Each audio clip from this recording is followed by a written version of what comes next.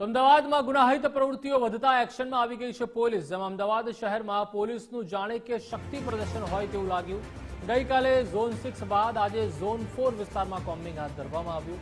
ઉચ્ચ અધિકારીઓ અને વિશાળ પોલીસ કાફલા સાથે કોમ્બિંગ કરવામાં આવ્યું।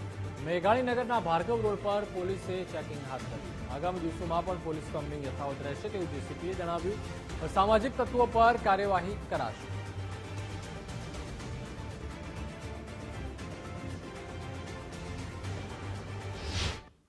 જે રીતે હત્યાના બનાવો સામે આવ્યા, ક્રાઇમ રેટ જે રીતે ઊંચો જોવા મળ્યો અને પરિણામે જે છે શહેર કમિશનરની સૂચનાથી શહેરભરમાં કોમ્બિંગ શરૂ કરવામાં આવ્યું છે। હાલ અમે ઝોન 4 વિસ્તારમાં છીએ, જ્યાં જેસીપી નીરજ બડગુડિયા સાહેબ આપણી સાથે છે, તેમની સાથે વાત કરીશું। સર, આજે જે રીતે કોમ્બિંગ હાથ ધરવામાં આવ્યું છે, ખૂબ વિશાળ માત્રામાં પોલીસ કાફલો અને કોમ્બિંગનું મૂળ ઉદ્દેશ્ય છે?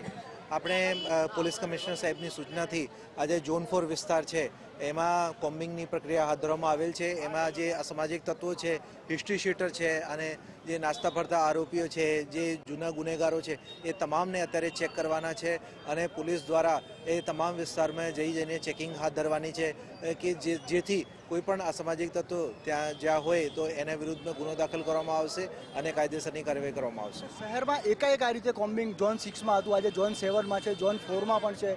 એકાએક આપણે એવો શું સંદેશ આપવા માંગીએ છીએ આવા અસામાજિક તત્વોને કે રાતોરાત પોલીસ રસ્તા ઉપર ઉતરી ગઈ છે? જે આપણે પોલીસ કમિશનર સાહેબની સૂચનાથી જે ગઈકાલે ઝોન 6માં જે કોમ્બિંગ હાથ ધરવામાં આવી અને આજે ઝોન 4માં, જેથી આ સંપૂર્ણ વિસ્તારમાં પોલીસ દ્વારા એરિયા ડોમિનેશનની કામગીરી અત્યારે કરવામાં આવી રહી છે, જેથી પોલીસ દ્વારા તમામ જગ્યા જે ગુનાહિત પ્રવૃત્તિ કરવાવાળા જે માણસો છે એના ઉપર કંટ્રોલ રહે અને પોલીસ દ્વારા એના વિરુદ્ધમાં પગલાં લેવામાં આવે। કયા વિસ્તારોમાં કોમ્બિંગ આજે છે અને ક્યાં સુધી ચાલુ રહેશે? આજે આપણે જે ઝોન 4 વિસ્તાર છે એમાં મેઘાણીનગરના જે ભાર્ગવ રસ્તા છે એની આજુબાજુમાં જે અસારવા વિસ્તાર છે અને સરદારનગર વિસ્તાર છે, એ ત્યાં કુલ 5 ટીમ મળીને 250થી વધારે ફોર્સ છે એ કોમ્બિંગ કરવાના છે અને આખી રાત કામગીરી ચાલશે અને એ સદંતર ચાલુ રહેશે। ક્યાર સુધી આ કામગીરી ચાલુ રહેવાની છે આવનારા દિવસોમાં અને આવા તત્વોને આપનો શું સંદેશ છે?